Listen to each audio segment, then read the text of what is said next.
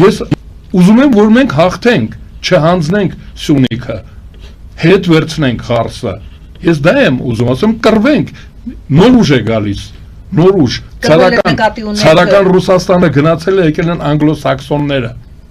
ցարը հանձնեց, ցարն է հանձնել դա,